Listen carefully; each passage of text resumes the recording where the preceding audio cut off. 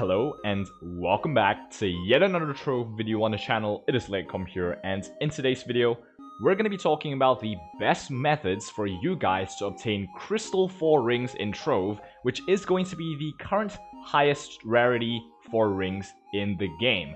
Now, for those of you who are on Xbox or PS4 or even the Switch version of Trove, sadly, this brand new Polished Paragon update will not be out for you guys just yet, and there has not been any announcements from Gamigo about the estimated release date, so do stay patient. It might come in the next couple of months, but at this point, we're still unsure about when it's going to come, for you guys, at least. So, with that being out of the way, let's just start off by talking about where you can actually obtain crystal rings. So first off, as we head on over into the ring crafting bench, as we head on over down to the last tier, the one with the loot tier, as you can see, there are going to be a ton of crystal rings that you can craft. Now, there are going to be a couple of different rarities that you can craft. Now, the first one will be Signatory Box, just, you know, good old plain old Signatory Box. Second tier will be the Royal Signatory Box, and the third tier will be the Gilded Signatory Boxes. Now, these three types are the types that you can craft. However, there is going to be a fourth type of box, in which you can actually obtain by crafting one of these boxes and getting it with a really rare chance. But here's the catch. The higher the rarity you craft, the higher the chance it is for you guys to obtain what's called a golden signatory box. So let's head on over here and let's take a look. So we have got golden signatory boxes for different classes, in which will grant you a guaranteed crystal 4 ring. So the next question might be, so which one would be better? Would it be easier for me to open up, you know, the tier 1 boxes and expecting to open up a crystal 4 ring from these boxes?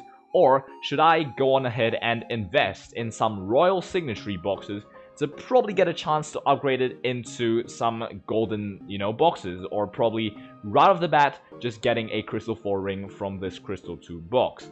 Well, first off, I would like to recommend you guys to craft the highest rarity that you can.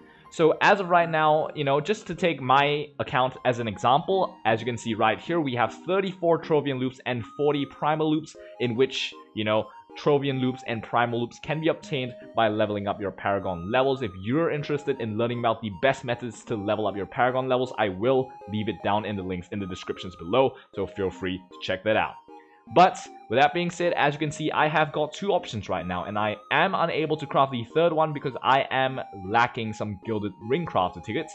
But that will be ready when I actually get a couple of these royal boxes crafted. So right off the bat, I guess I'm going to head on over and craft, okay, what am I missing? 3. So I'm going to go ahead and craft 3 of these boxes. There we go. We've got 3 royal boxes, right? So I'm just going to open all these 3. As you can see, we've got 1 crystal 3 ring, 1 crystal 2 ring, and another crystal 2 ring.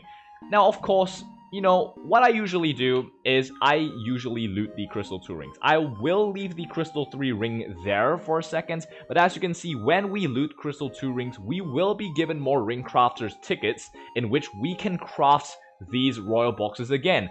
Now, the crafting cost, when it all boils down to it, you will require primal loops and crystalline cores, and they will be the limiting factor when it comes to farming for these boxes. When you want to craft more of these, you're gonna find yourself low on primal loops and crystalline cores mainly, because these ones are gonna be pretty hard to farm. I mean, not really crystalline cores, but primal loops specifically, because you're only getting primal loops at prime number levels on your Paragon levels.